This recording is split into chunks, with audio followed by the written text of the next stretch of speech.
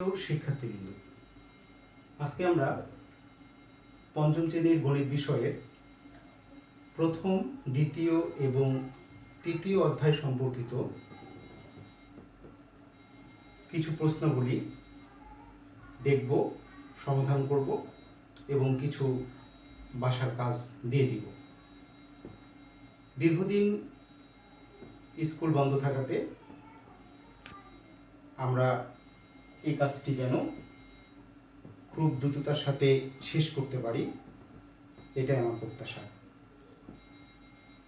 আমি আরম্ভ করব অধ্যায় প্রথম, অধ্যায় দ্বিতীয়, অধ্যায় তৃতীয়। এই তিনটে অধ্যায়ের থেকে সংক্ষিপ্ত প্রশ্ন এবং কাঠামোবদ্ধ বা যোগ্যতা ভিত্তিক প্রশ্ন আমি কিছু দেখিয়ে দিব, কিছু করে দিব। তোমরা বাকি অংশগুলো নিজেরা চেষ্টা করবে, নিজেরা করে নিবে। তাই প্রথমে আমি আসি সংক্ষিপ্ত প্রশ্ন নিয়ে, প্রথম, দ্বিতীয় এবং তৃতীয় অধ্যায় সম্পর্কিত। আমরা প্রথমত কিছু প্রশ্ন তৈরি করেছি তোমাদের জন্য, এবং সে প্রশ্নগুলো তোমরা নিজেরা বাড়িতে করবা, আমি কিছু দেখিয়ে দিব। আমরা দেখতে পাচ্ছি অধ্যায় 1 গুণ, অধ্যায় 2 ভাগ, অধ্যায় 3 চার প্রক্রিয়া সম্পর্কিত সমস্যাগুলি। সংক্ষিপ্ত প্রশ্ন। আমি একটু 1 নম্বর প্রশ্ন নিয়ে কথা বলতে চাই। 1 নম্বর প্রশ্নে দেখা যাচ্ছে 999 গুণন 32 সমান ফার্স্ট ব্র্যাকেট ফাঁকা ঘর বিয়োগ 1 গুণন 32, ফাঁকা চিহ্নিত ঘরে কত বসবে? খুব সহজ, আমি জানি তোমরা প্রত্যেকে এটা পারবা, তবুও তোমাদের মনে করিয়ে দেওয়ার জন্য আমি একবার শুধু আলোচনা করব। সেটা হচ্ছে এরকম, আমরা সংক্ষিপ্ত পদ্ধতিতে গুণ করেছি। সংক্ষিপ্ত পদ্ধতিতে গুণ করার ক্ষেত্রে আমরা কি করতাম, যে প্রশ্নটাকে একটু তুলে নেই। 999 গুণন 32 সমান ফার্স্ট ব্র্যাকেট ফাঁকা ঘর বিয়োগ 1 ফার্স্ট ব্র্যাকেট ক্লোজ গুণন 32। এক্ষেত্রে আমরা কি করব, যে এই ফাঁকা ঘরে কি বসবে? লক্ষ্য করো যে 32 গুণন 32 ঠিক আমরা এখানে থেকে পেয়ে যাচ্ছি, বাট এখানে আছে 999, কিন্তু 1 বিয়োগ করা আছে, অর্থাৎ কত থেকে 1 বিয়োগ করলে 999 হবে? তাই আমরা অনায়াসে উত্তর লিখে দিতে পারি যে ফাঁকা ঘরে ফাঁকা চিহ্নিত ঘরে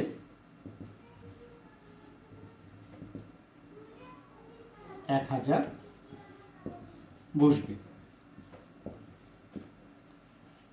খুব সহজ, আমি জানি তোমরা অনেকেই হয়তো এতক্ষণ আমার আগেই সমাধান করে ফেলছো। আমি আসবো পরের প্রশ্নে। 2 নম্বর প্রশ্নে আছে 1001 ভাগ 10 এর ভাগশেষ কত? তোমরা অনায়াসে এটা ভাগ করে দেখতে পারবা। আর শর্টকাট বুদ্ধির ক্ষেত্রে 10 দিয়ে যদি কোনো অংশকে ভাগ করা হয়, শেষের অংশে যদি শূন্যর পরিবর্তে, অর্থাৎ 2 ঘরের ক্ষেত্রে 2 ঘর দেখতে হবে যে শেষ 2 ঘরে কত আছে। আমরা এখান থেকে দেখতে পাচ্ছি যে শেষ 2 ঘরে 0 1 আছে, অর্থাৎ ভাগশেষ কত হবে? 1। পরেরটা এবং পরেরটা 3 নম্বর প্রশ্নের ক্ষেত্রে একটু লক্ষ্য করো যে 3 নম্বর প্রশ্নে 6 গুণন 2 ভাগ 2 সমান কত?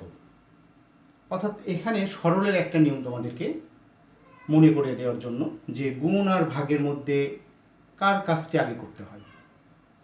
আমরা জানি যে গুণ এবং ভাগের মধ্যে ভাগের কাজটা আগে করতে হয়, অর্থাৎ আমরা এখানে 2কে 2 দিয়ে ভাগ করে 1, তারপর 6 গুণ করলে 6কে 6 পাবো। 4 নম্বর 5 নম্বর প্রশ্নের জন্য আমি যাব না, 6 নম্বর প্রশ্ন নিয়ে একটু কথা বলি। 4টি কলমের মূল্য 80 টাকা, 10টি কলমের মূল্য কত? আমরা ঐকিক নিয়মের কথা শুনেছি। ঐকিক নিয়মের ক্ষেত্রে প্রথমে একটি দ্রব্যের বের করে নিতে হবে, অর্থাৎ 4টি কলমের মূল্য 80 টাকা, একটি কলমের মূল্য কত? আমরা যদি 6 নাম্বারটা একটু দেখি কেমন করে করব, ঠিক এমন করে চিন্তা করব যে 4টি কলমের মূল্য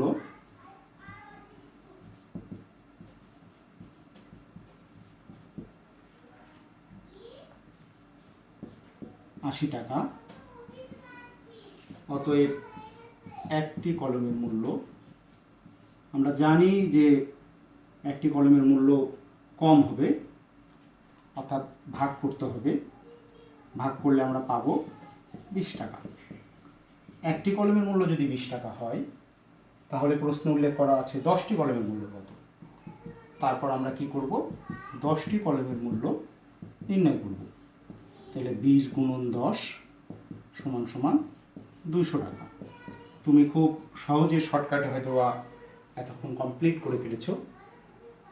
তা আমরা এখানে যে 11টা প্রশ্ন আছে, এই 11টার পরের প্রশ্ন সম্পর্কে আলোচনায় যেতে চাই। পরের প্রশ্নটা একটু দেখে নিই। পরের প্রশ্নের দিকে আমরা একটু লক্ষ্য করি। কোনো সংখ্যা থেকে 95 বিয়োগ করলে বিয়োগফল 85 হয়, সংখ্যাটি কত? অনায়াসে তোমরা বুঝতে পারতেছো যে এরকম ক্ষেত্রে তোমরা সবসময় সংখ্যা থেকে বিয়োগ করলে বিয়োগফল 85 হয়, সংখ্যার কথা বিবেচনা না করে ছোট করে চিন্তা করবা, কোন সংখ্যা থেকে 2 বিয়োগ করলে বিয়োগফল 5 হয়, এরকম করে। তাহলে কি হবে, সংখ্যা নিয়ে আর ভাবতে তোমাদের কষ্ট হবে না। তা অনায়াসে আমরা বুঝতে পারতেছি যে দুটি সংখ্যার যোগফল থেকে যদি আমি 95 বিয়োগ করি তাহলে 85 হবে। এটা নিয়ে আমরা যাব না। গুণ্য কি আমরা বই থেকে দেখে নিব, গুণ্য কি, গুণ্য সমান কি করে নিব। পরের প্রশ্নে যাই যে 3 গুণন 4 যোগ 1 সমান সমান 13। 3 4 12, 1 13। এখানে ভাগশেষ কত? আমরা কিন্তু একটা সূত্র পড়েছিলাম এরকম, ভাজক গুণন ভাগফল যোগ ভাগশেষ সমান সমান ভাজ্য। আমরা একটা সূত্র 14 নম্বরের ক্ষেত্রে মনে করে দিতে চাই। ভাজক গুণন ভাগফল যোগ ভাগশেষ, এই সূত্রে যদি আমরা এখন নির্দিষ্টভাবে বসাতে চাই তাহলে লক্ষ্য করি যে কেমন হবে। 3 4 1 সমান সমান কত বের হয়? 3 গুণন 4 যোগ 1 13। অর্থাৎ তাহলে ভাগশেষ কত হবে? 1। তাহলে অনেক সময় এরকম প্রশ্ন দেওয়া থাকলে বিচলিত হওয়ার কোনো কারণ নাই। আমরা কোনোবার চিন্তা করব, চেষ্টা করব কি করলে ভালো হয়, সেভাবে আমাদেরকে চিন্তা করে পরেরটা করতে হবে।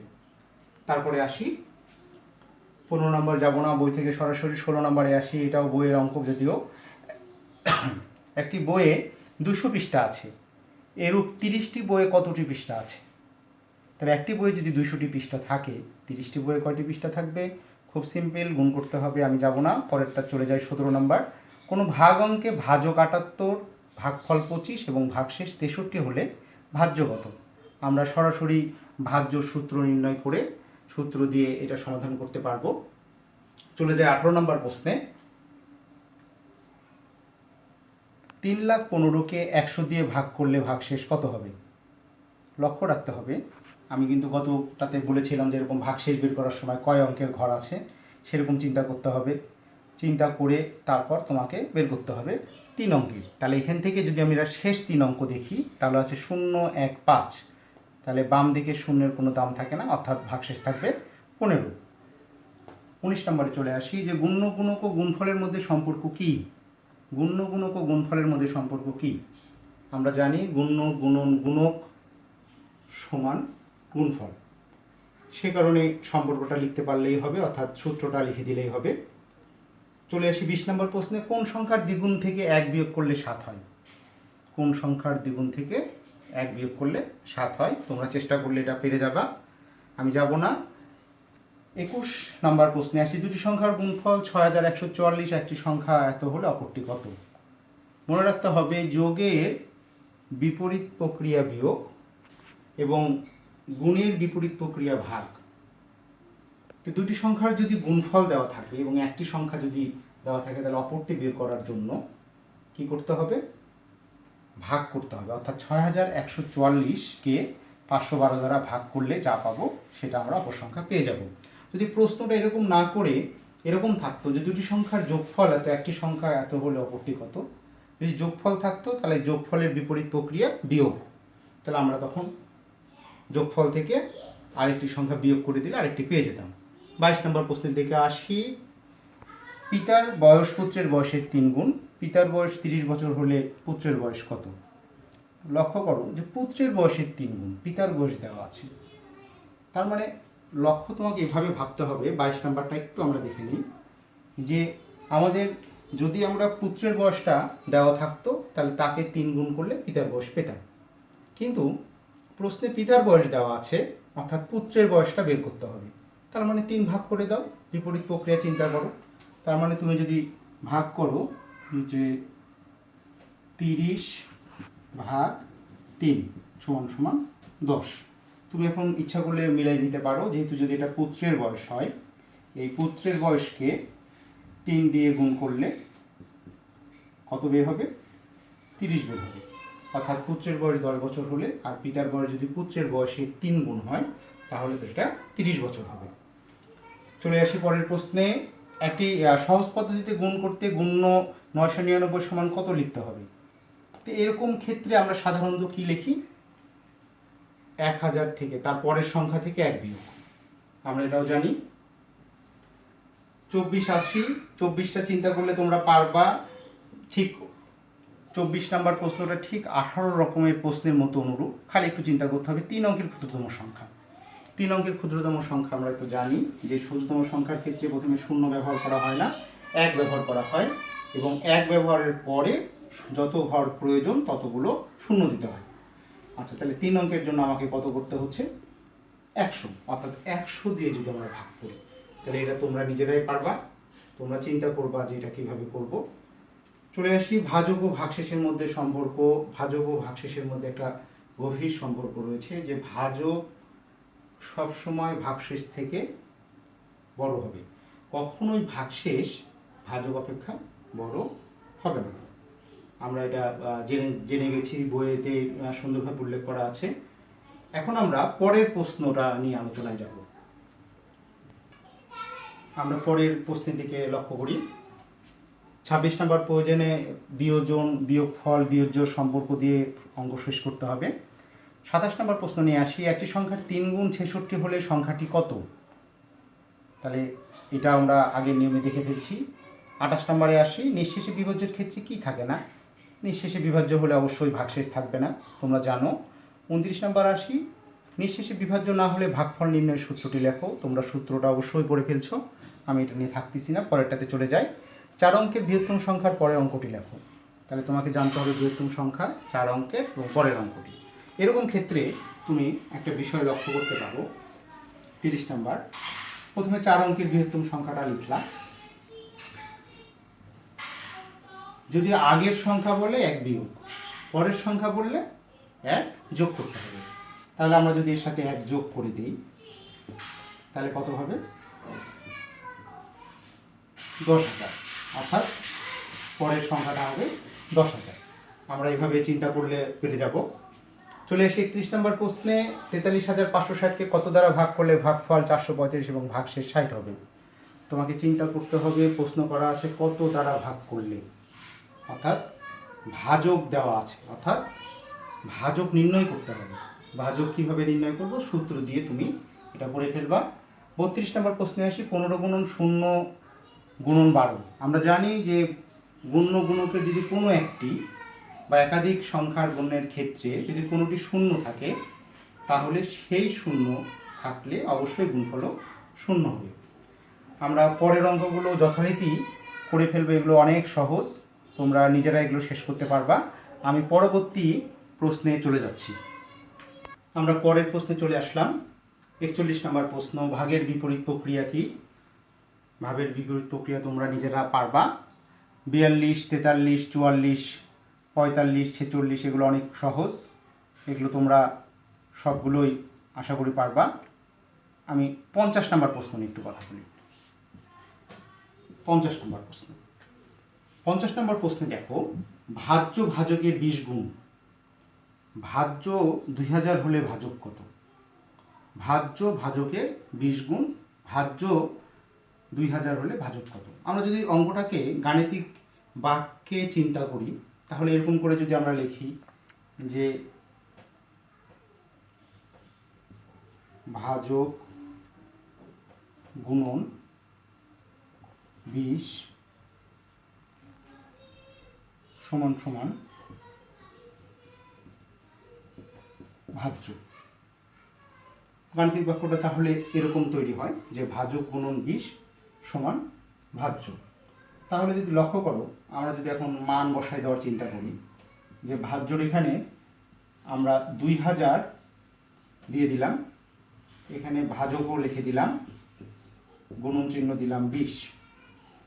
কোনো সমাধানের ক্ষেত্রে বা সমীকরণের ক্ষেত্রে এক পাশে থেকে আরেক পাশে নিয়ে যাওয়ার সময় লিখে নিতে হয় যে কোন চিহ্ন হয়, অর্থাৎ গুণ আছে এ পাশে গেলে আমাদের ভাগ করতে হবে। তাহলে আমরা ভাজক সমান সমান কি বের করতে পারবো? অতএব ভাজক সমান সমান 2000 ভাগ 20।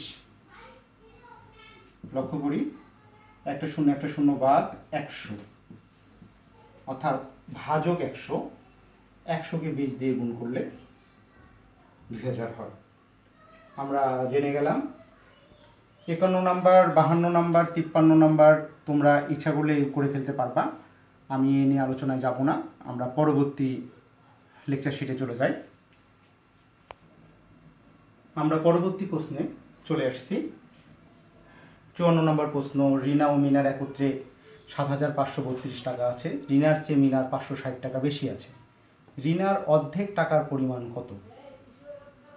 তোমরা নিজেরা চেষ্টা করে চিন্তা করে করে ফেলবা। 55, 56, 57, 58 এগুলো তোমরা বেশ, আমি জানি সবাই। আমি 59 নিয়ে একটু কথা বলি।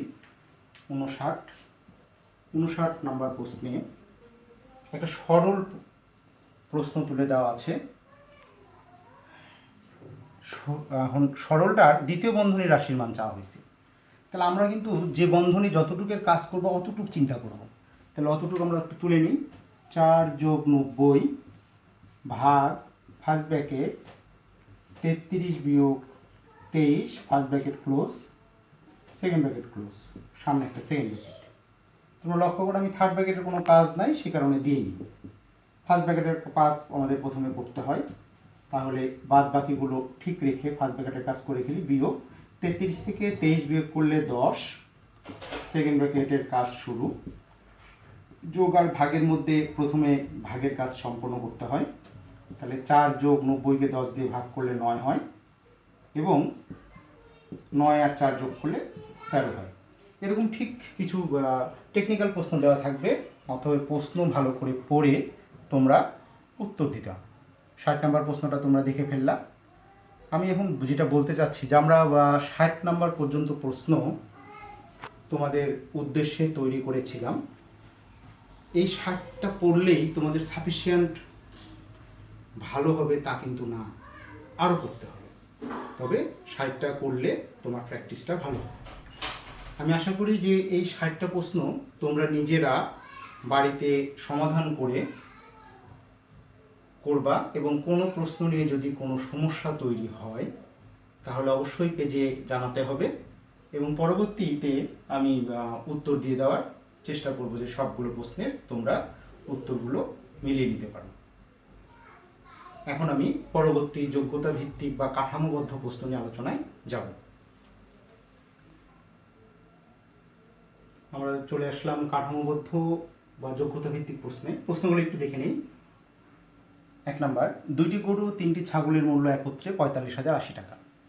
একটি ছাগলের মূল্য 4,560 টাকা। 3টি ছাগলের মূল্য কত? খ নম্বর প্রশ্নে একটি গরুর মূল্য কত? গ নম্বর প্রশ্ন একটি গরুর মূল্য দিয়ে কয়টি ছাগল ক্রয় করা যাবে? একটি গরুর মূল্য দিয়ে টাকাটাই হবে না, প্রশ্নে একটু ভুল চলে আসছে, প্রিন্টেড মিস্টেক। কয়টি ছাগল ক্রয় করা যাবে? উত্তর ক্রমবাচক সংখ্যায়। ঘ নম্বর প্রশ্নে আছি 45,080 টাকা দিয়ে কয়টি গরু ক্রয় করা যাবে? উত্তর ক্রমবাচক সংখ্যায়। চিন্তা করতে হবে প্রশ্ন সলিউশন করার সময় ক্রমবাচক সংখ্যায় প্রশ্ন উত্তরগুলো চেয়েছে শেষ দুটি। আমি এটার সমাধানে একটু চলে যাই। 1 নাম্বার প্রশ্ন আমি লিখে ফেললাম। ক নাম্বার,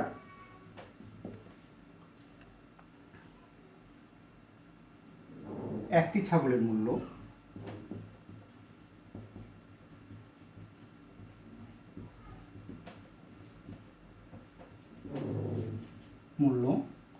4,560 টাকা। অতএব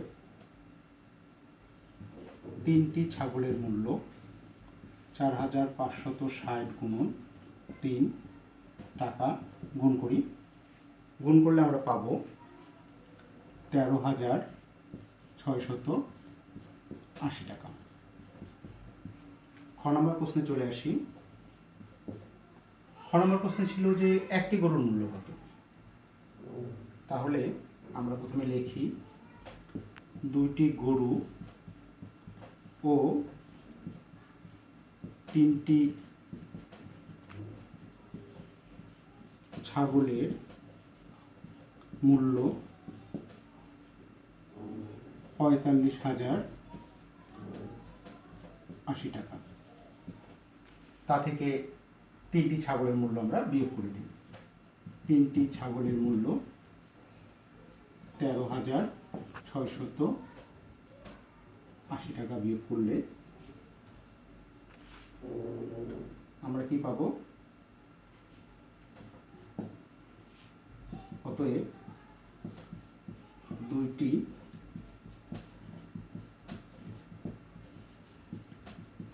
গরুর মূল্য পেয়ে যাব।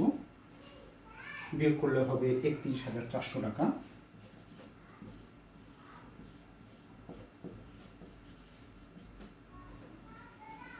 এখন 2টি থেকে একটি গরুর মূল্য নির্ণয় করি। 31,400 ভাগ 2,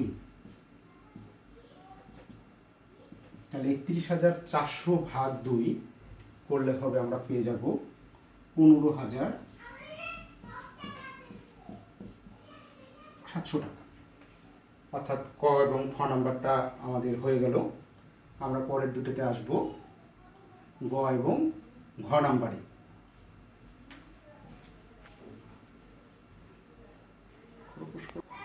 আমরা এবার এখন গ নাম্বার প্রশ্নটা দেখি যে একটি গরুর মূল্য দিয়ে কয়টি ছাগল ক্রয় করা যাবে। একটি গরুর মূল্য দিয়ে কয়টি ছাগল ক্রয় করা যাবে। আচ্ছা, তাহলে আমরা প্রথমে লিখি যে ছাগলের মূল্য দিয়ে চিন্তা করি এইভাবে, 4,560 টাকায় পাওয়া যায়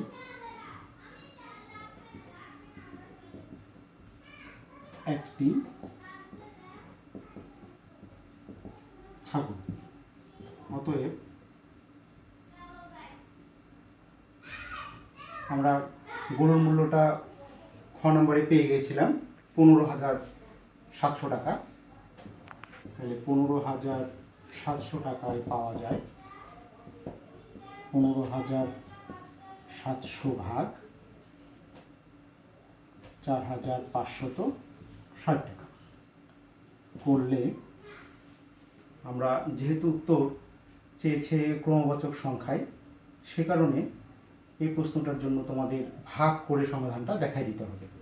অর্থাৎ 15,700কে তুমি ভাগ দিবা 4,560 টাকা দিয়ে।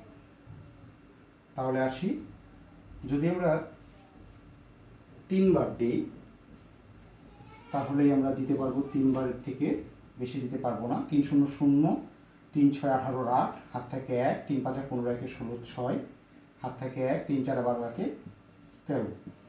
বিয়োগ করি 0 2, 7 7 মিলে গেলে 0, 3 আছে 5 হবে 2। অর্থাৎ তিনটি ছাগল পাওয়ার পরে আমাদের কাছে অবশিষ্ট থাকবে 2,020 টাকা। আমরা কিন্তু লিখে নেব এরকম যে 3টি ছাগল এবং অবশিষ্ট থাকবে 2,020 টাকা। লক্ষ্য করো, উত্তরের ক্ষেত্রে আমরা কি করব? উত্তরের ক্ষেত্রে যেহেতু ক্রমবাচক সংখ্যায় উত্তরটা চেয়েছে, কোথায় চেয়েছে? ক্রমবাচক সংখ্যায়। তার মানে আমরা 3টি ছাগল লিখব, উত্তর লিখব 3টি।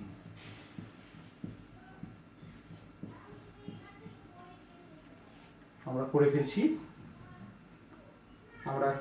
পরের প্রশ্নের দিকে লক্ষ্য করব। ঘ নাম্বার আমি নিজেই করে দিলাম না, তোমরা নিজেরাই করতে পারবা, যেহেতু একই রকম টাইপের প্রশ্ন। পরেরটাতে চলে যাই। আমরা পরবর্তী প্রশ্নে চলে আসছি। আমি 2 নম্বর প্রশ্নে ইচ্ছা করে তোমাদের আর সলিউশনে যাইনি, আমি এখন প্রশ্নগুলো নিয়ে একটু করে আলোচনা করব, আর তোমরা বাড়িতে নিজেরা করে ফেলবা। আমি শুধু জাস্ট একটা তোমাদেরকে করে দেখানোর চেষ্টা করছি। 3 নম্বর প্রশ্নটার দিকে একটু লক্ষ্য করি। 3 জন লোক আসবাবপত্র দোকানে গেলেন। তারা 2টি আলমারি, 3টি টেবিল এবং 12টি চেয়ার কিনলেন। প্রতিটি চেয়ারের মূল্য 750 টাকা, প্রতিটি টেবিলের মূল্য 2100 টাকা এবং প্রতিটি আলমারির মূল্য 8700 টাকা। মোট মূল্য 3 জন সমানভাবে ভাগ করে দিল। ক নম্বর প্রশ্নে আছে যে 2টি আলমারি ও 12টি চেয়ারের মূল্য একত্রে কত। তাহলে যেহেতু এখানে একটি করে মূল্য দেওয়া আছে, আমরা অনায়াসে 2টার মূল্য নির্ণয় করে সেটা একসাথে যোগ করতে পারবো। খ নম্বর প্রশ্নে 2টি আলমারি ও 3টি টেবিল ও 12টি চেয়ারের মূল্য একত্রে কত। খ নম্বর প্রশ্নটা ক নম্বরের প্রায় অনুরূপ, আমরা সেটাও করে ফেলতে পারবো। গ নম্বর প্রশ্নে প্রত্যেকে কত টাকা করে দিল। তার মানে আমরা এখন লক্ষ্য করব যে 2টি আলমারি, 3টি টেবিল এবং 12টি চেয়ারের মোট মূল্য কত, সেটা আমরা খ নম্বরে থেকে পেয়ে গেছি। অর্থাৎ সেটাকে ভাগ করে দিয়েছে 3 জন। 3 দিয়ে যদি আমরা ভাগ করে ফেলি তাহলে গ নম্বরও পেয়ে যাব। ঘ নম্বরে আসি। একটি আলমারি, একটি টেবিল ও একটি চেয়ার ক্রয়ের জন্য প্রত্যেককে কত টাকা দিতে হবে। তাহলে আমরা তো একটা মূল্যগুলো প্রশ্নে পেয়ে যাচ্ছি, সেই 3টা যোগ করে 3 দিয়ে ভাগ করলে আমরা 3 নম্বর প্রশ্নে শেষ করতে পারবো। 4 নম্বর প্রশ্ন তোমাদের বইয়ে তোমরা একাধিকবার এরকম প্রশ্নের অ্যান্সার করেছো, আমি এটা নিয়ে আর আলোচনা করতে চাচ্ছি না, আমি পরের প্রশ্নের দিকে চলে যাই। আমরা পরবর্তী প্রশ্নের দিকে চলে আসি। আমি শুধুমাত্র এই প্রশ্নগুলো আলোচনা করে যাব এবং কাজগুলো তোমরাই নিজেরাই বাড়িতে করে ফেলবা। পরবর্তীতে যদি কোনো প্রশ্ন নিয়ে কোনো সমস্যা হয় আমরা সেটা সলিউশন দিয়ে দিব। 5 নম্বর প্রশ্নে আসি। রিনা ও মিনার একত্রে 200টি চকলেট আছে। মিনার চেয়ে রিনার 40টি চকলেট বেশি আছে। একটি চকলেটের মূল্য 3 টাকা। তুমি এরকম প্রশ্ন পেয়ে যাবা।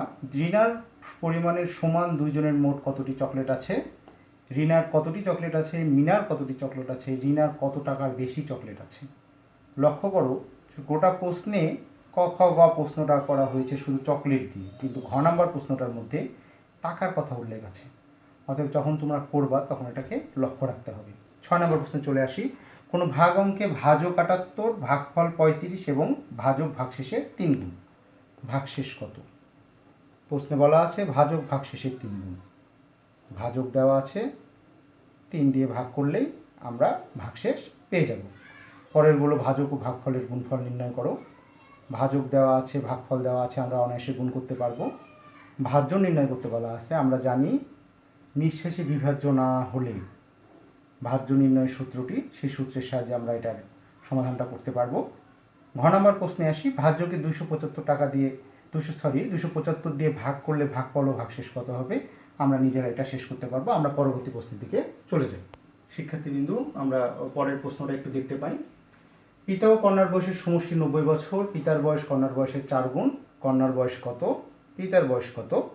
6 বছর পূর্বে তাদের বয়সের সমষ্টি কত ছিল। এই ক্ষেত্রে আমি খালি একটু মনে করাই দিব, যেহেতু তাদের বের করতে বলা হয়েছে, তা আমরা 2 জনেরটাই 6 বছর পূর্বে বের করে তারপরে কিন্তু যোগ করব। অনেকে এই প্রশ্নে 2টা যোগ করার পরে 6 বিয়োগ করে ফেলে, ভুল হবে, কারণ 6 2 জনের আছে, 6 6 করে তখন 12 বিয়োগ হবে। ঘ নম্বর প্রশ্নে ঠিক অনুরূপ করে চিন্তা করতে হবে। 8 নম্বর প্রশ্নের দিকে লক্ষ্য করি। 5 জন আম ব্যবসায়ী 35 ঝুড়ি আম কিনলেন। প্রত্যেক ঝুড়িতে আমের সংখ্যা 160টি। আমগুলো তারা সমানভাবে ভাগ করে দিলেন। এরকম ভাগের অঙ্কগুলো আমরা আগেও শেষ করেছি। তা আজকে আমরা 8টা প্রশ্ন তোমাদেরকে নিয়ে আলোচনা করলাম এবং তোমাদের পেজে আরও আমি 6টা প্রশ্ন দিয়ে দিব। আশা করি তোমরা সেগুলো সলিউশন করে সলিউশন করবা এবং যদি প্রয়োজনে কোনো রকম সমস্যার সৃষ্টি হয় তাহলে প্রয়োজনে পেজে যোগাযোগ করতে হবে অথবা সরাসরি আমাকে ফোন দিতে হবে। আর তোমরা আমাকে চেনো আগে থেকেই। আর প্রশ্ন নিয়ে যদি কোনো সমস্যা থাকে, কোনো কথা বলার থাকে, বা আরও কী করলে তোমাদের ভালো হবে এরকম মতামত যদি তোমরা আমাকে দাও, আমি চেষ্টা করব পরবর্তী ক্লাসগুলোতে সেরকম করে কোনো কিছু দেখানোর জন্য। তো ঠিক আছে, সবাই ভালো থাকো, এই আশা করে আমি আমার এই ক্লাস শেষ করছি।